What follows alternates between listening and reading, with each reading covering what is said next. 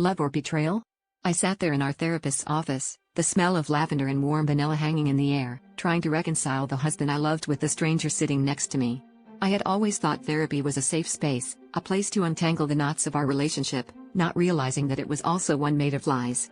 As it turns out, he had been paying our therapist to keep a secret, a revelation that had me deflated. But the secret itself was a whole different beast, lurking just beneath the surface, waiting to drag me under. When the therapist finally spoke, the room seemed to shrink around me. "There's something you need to know," she said, her voice steady, betraying nothing of the betrayal I felt. My husband Chris was having an affair, not the cliched type with a colleague or a random Tinder fling, but with our neighbor, the woman who had been over for countless dinners, whose laughter had become a familiar soundtrack in our home.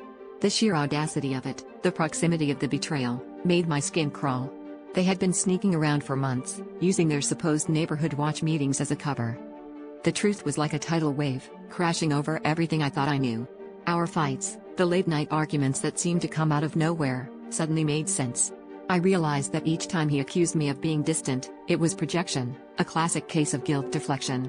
The therapist, who I once trusted, had become an accomplice in this sordid tale. The betrayal wasn't just infidelity, it was the manipulation of my reality, the rewriting of our story under the guise of healing. But the real twist, the one that kept me up at night, was the internal conflict that gnawed at my insides. Despite it all, despite the lies and the deceit, a part of me still loved him. It was a gut-wrenching realization that love and betrayal could coexist in such a twisted symbiosis. As I walked out of that office, I understood that the hardest battle wouldn't be with him, but within myself, wrestling with the shadows of what our relationship once was and what it had become. If you were me, what would you do? Walk away or stay?